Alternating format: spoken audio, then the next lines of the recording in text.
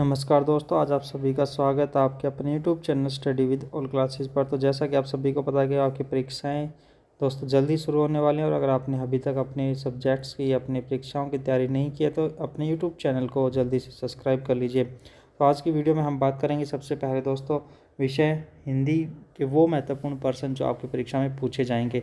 इससे पहले मैंने दोस्तों SS साइंस संस्कृत के कुछ महत्वपूर्ण वीडियोस डाले हैं, उनको ज़रूर देखें। सबसे पहले स्टार्ट करते हैं। जो आपका पेपर होगा वो किस प्रकार आपसे पूछा जाएगा।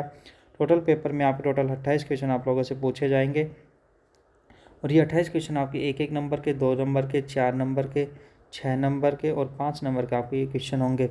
तो सबसे पहला जो क्वेश्चन आप लोगों से पूछा जाएगा वो क्या होगा दोस्तों, निम्नलिखित प्रश्नों में दिए गए सही विकल्प का चयन कर अपनी उत्तर पुस्तिका में लिखिए। यानी कि यहाँ पर आपको ऑप्शन दिए गए ए, ब, स और द करके 4 आपको ऑप्शन यहाँ पर दिए गए। जो सही ऑप्शन होगा यानी जो सही उत्तर होगा उस प्रश्न का, उसको आपको अपनी उत्तर पुस्तिका में लिखना है। तो सबसे पहला जो प्रश्न आपसे पूछा गया वो क्या है कि मर्गनयनी शब्द में कौन सा समास है। सेकंड आपका बेखबर शब्द में कौन सा समास है। थर्ड में जिस समास में पहला पद संख्यावाचक होता है उसे क्या कहते हैं। फोर्थ आपका घनश्याम शब्द में कौन सा समास है, यहाँ पर आपको ये बताना है। इसी प्रकार दोस्तों जो आपका 5th क्वेश्चन होगा वो क्या होगा।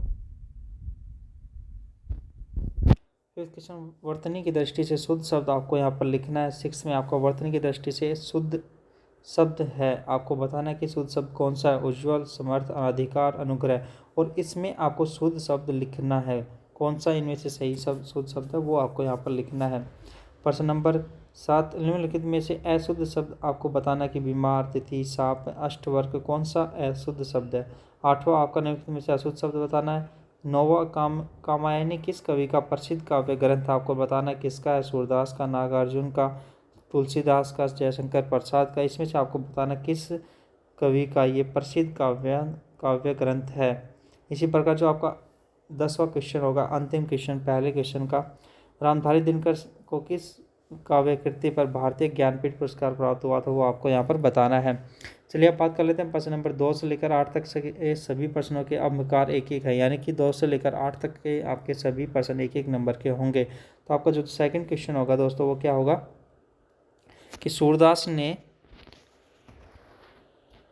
प्रश्न नंबर सेकंड क्या होगा, सूरदास के एक प्रामाणिक काव्य ग्रंथ का आपको नाम लिखना है। सेकंड आपका लक्ष्मण के व्यंग्य विष्णु से किनकी क्रोधाग्नि बढ़ रही थी उसका नाम आपको यहाँ पर लिखना है। रानी लक्ष्मीबाई बचपन में कौन सा खेल खेलती थी वो आपको बताना है। प्रश्न नंबर 5, त्रिपिटक किस धर्म का प्रमुख ग्रंथ है ये भी आपको बताना है। प्रश्न नंबर 6, ईर्ष्या से बचने का उपाय लेखक ने क्या बतलाया ये आपको बताना है। बाल की खाल निकालना मुहावरे का अर्थ, पर उपदेश कुशल बहुतेरे लोकोक्ति का अर्थ आपको यहाँ पर लिखना है। ये आपके एक नंबर के क्वेश्चन थे। यहाँ तक टोटल आपके 8 क्वेश्चन खत्म होते हैं दोस्तों।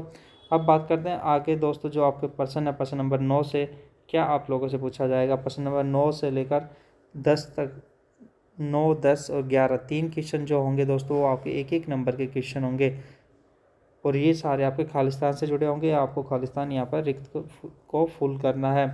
मृदुल वसंत जीवन के खालिस्तान पड़ाव का प्रतीक है वो आपको बताना है। ईर्ष्या की बेटी का नाम आपको यहाँ पर बताना है। सुनहले सूर्योदय और सूर्यास्त की भूमि कौन सी जगह है उसका नाम आपको यहाँ पर बताना है। चलिए अब आगे बात करते हैं दोस्तों प्रश्न नंबर 12, खंड ब की बात कर लेते हैं। यहाँ पर खंड ब की प्रश्न नंबर 12 दोस्तों 2 अंक के अब यहाँ पर आपके नंबर प्रश्न शुरू हो जाते हैं। ये जो 8 क्वेश्चन आप लोगों से यहाँ पर पूछे जाएंगे ये सभी 2 नंबर के होंगे। चलिए बात करते हैं प्रश्न नंबर 12 की। अभिनय होगा मेरा अंत कविता का केंद्रीय भाव आपको यहाँ पर लिखना है। 13 सूरदास पाठ के आधार पर राधा कृष्ण के मध्य हुए वार्तालाप का सारांश आपको लिखना है। ऐसी प्रकार 14 क्वेश्चन, 15 क्वेश्चन आपका यहाँ पर क्या है कि रामधारी दिनकर ने ईर्ष्या से बचने के क्या उपाय बताए हैं। कोई 2 उपाय आपको यहाँ पर बताना है।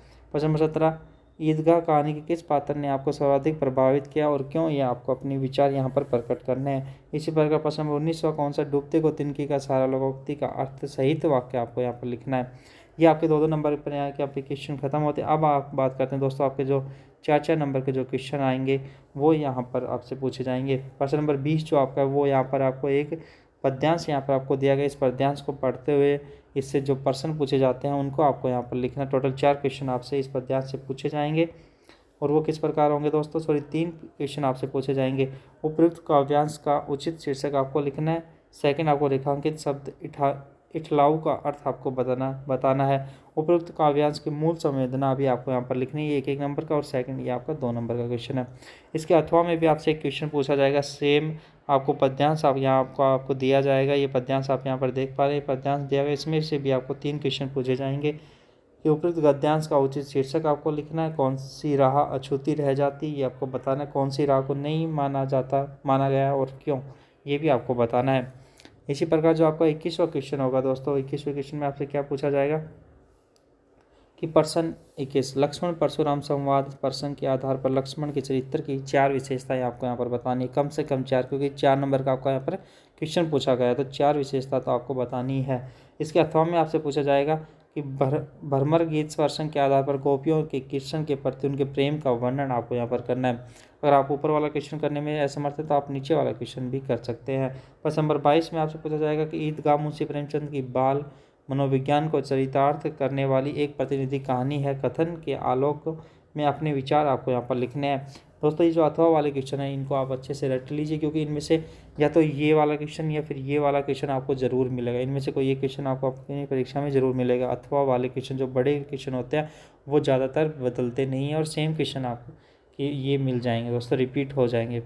तो इस वीडियो अगर आप लोगों को ये वीडियो अच्छी लग रही हो और आगे अभी तक आपने अपने यूट्यूब चैनल को सब्सक्राइब नहीं किया तो जल्दी से सब्सक्राइब कर लीजिए, और वीडियो को दोस्तों लाइक करना बिल्कुल ना भूलें, और ज़्यादा से ज़्यादा शेयर कीजिए ताकि आपके जो दोस्त, आपके छोटे भाई बहन जो हैं वो इस वीडियो का लाभ उठा सके और अपनी परीक्षाओं में अच्छे नंबरों से पास हो सके। चलिए बात करते हैं इसके अथवा की कर लेते हैं। प्रश्न नंबर 22 के अथवा का जो क्वेश्चन होगा वो क्या होगा, द्विवेदी जी ने महिला शिक्षा के समर्थन में कौन से तर्क दिए हैं, पाठ के आधार पर आपको लिखने हैं दोस्तों।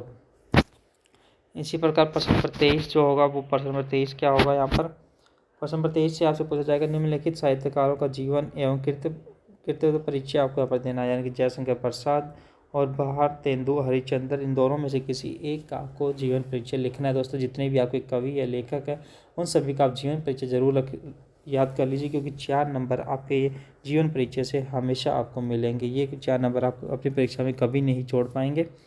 और इसी प्रकार जो 24वां क्वेश्चन है वो आपसे क्या पूछा गया कि उपयुक्त प्रदर्शित यातायात, ये 4 यातायात के जो चिन्ह दिए गए इनको आपको बताना है कि ये किसका चिन्ह होता है। इन सभी चिन्हों के आपको यहाँ पर नाम लिखना और विश्लेषण करना है। ये टोटल आपका 5 नंबर का क्वेश्चन होगा।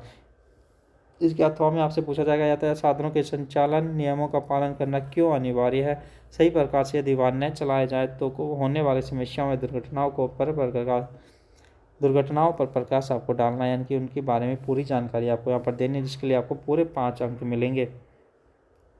इसी प्रकार जो 25वां प्रश्न आपका वो क्या है, स्वयं को जिलाधीश गया मानते हुए अपने जिले के समस्त राजकीय व गैर राजकीय विद्यालयों के संस्था प्रधान को एक पत्र लिखिए जिसमें अपने विद्यालय में गांधी जी की 150वीं जयंती मनाने के आदेश दिए गए हैं। आपको एक पत्र लिखना है, क्या मानते हैं दोस्तों, स्वयं को जिलाधीश मानते हुए, और किसके ऊपर लिखना है दोस्तों, 125वीं जयंती, अब गांधी जी की 125वीं जयंती मना रहे उसके ऊपर आपको एक पत्र लिखना है। इसी पर अथवा में आपसे जो पूछा जाएगा वो क्या पूछा जाएगा, स्वयं को उदयपुर निवासी अपराधिता मानते हुए अपने जिला पुलिस अधीक्षक को सुरक्षा संबंधी पत्र लिखिए जिसमें आपके मोहल्ले में बाहरी लोगों द्वारा की जा रही संदेहास्पद गतिविधियों का उल्लेख आपको करना है, यानी कि आपको खुद को क्या मानना है दोस्तों, उदयपुर का निवासी अर्पिता मानना है आपको। और पुलिस को एक शिकायत पत्र आपको यहाँ पर, सुरक्षा संबंधी पत्र आपको यहाँ पर लिखना है कि आपके मोहल्ले में कुछ असामाजिक तत्व घुस गए और जो असामाजिक गतिविधियाँ कर रहे हैं उसके ऊपर आपको लिखना है। इसके लिए भी आपको टोटल 5 अंक मिलेंगे। तो 26वां क्वेश्चन होगा दोस्तों, आपका जो 26वां क्वेश्चन होगा उसमें क्या पूछा जाएगा आपसे, 26वें क्वेश्चन में आपसे पूछा गया दिए गए बिंदु के आधार पर निम्नलिखित में से किसी एक विषय पर लगभग 300 शब्दों में आपको निबंध लिखना है। 6 नंबर का आपका क्वेश्चन होगा। तो आपको यहाँ पर दोस्तों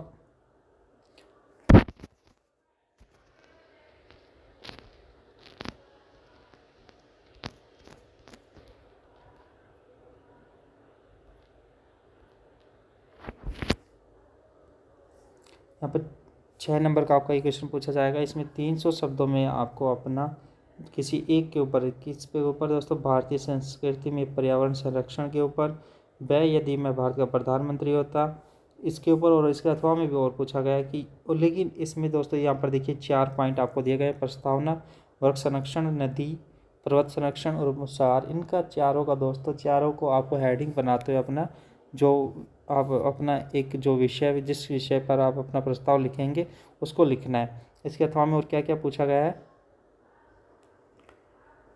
इंटरनेट वरदान या अभिशाप, इसके ऊपर आप लिख सकते हैं। इंटरनेट या अभिशाप, बेटी बचाओ बेटी पढ़ाओ के ऊपर आप लिख सकते हैं। लेकिन दोस्तों जो पॉइंट आपको से दिए गए उन्हीं पॉइंटों का यूज आपको हेडिंग में यूज करना है, तभी आपको पूर्ण अंक मिलेंगे।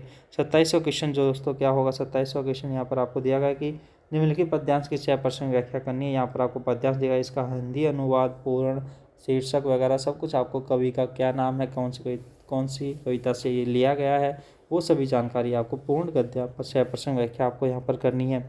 आप अथवा वाला कर सकते हैं और उससे ऊपर वाला भी कर सकते हैं। ये भी 6 नंबर का क्वेश्चन होगा दोस्तों। इसमें 3 और अथवा में आपसे पूछे जाते हैं हमेशा। ये आपका 28वां क्वेश्चन है। यहाँ पर ये गद्यांश आपको यहाँ पर दिया गया, गद्यांश ये 3 आपको यहाँ पर गद्यांश दिए गए। यहाँ पर देखिए ये पहला गद्यांश, इसके अथवा में सेकंड, तो ये थर्ड। इन गद्यांशों को पढ़ते हुए किसी एक गद्यांश की भी आपको 6% व्याख्या करनी है। पूरी जानकारी आपको यहाँ पर देनी पड़ेगी, तभी आपको टोटल 6 अंक मिलेंगे। तो दोस्तों ये आपकी परीक्षा के लिए वो महत्वपूर्ण पर्सन थे जो आपको अच्छे नंबर दिला सकते हैं। यहाँ पर आपका पेपर खत्म हो जाता है। टोटल 28 क्वेश्चन आपकी परीक्षा में आप लोगों से पूछे जाते हैं। तो वीडियो को ज़्यादा से ज़्यादा शेयर कीजिए। वीडियो अच्छी लगी हो तो वीडियो को लाइक करें, चैनल को सब्सक्राइब करें और वीडियो को शेयर करना बिल्कुल ना भूलें। दोस्तों जितने भी आपके व्हाट्सएप ग्रुप में सभी में वीडियो शेयर करिए। और किसी को अगर पर्सनल, अगर आपको कोई पेपर चाहिए या किसी मॉडल टेस्ट पेपर की जानकारी चाहिए तो वो भी आप अपने कमेंट बॉक्स में आप डाल सकते हैं। मैं आप लोगों को प्रत्येक वीडियो की जानकारी दे दूंगा। प्रत्येक सब्जेक्ट के आपको यहाँ पर मैं आपको पीडीएफ भी सेंड कर दूंगा अगर किसी विद्यार्थी को पीडीएफ चाहिए तो। सभी दोस्तों का धन्यवाद। बने रहे अपने YouTube channel study with all classes पर।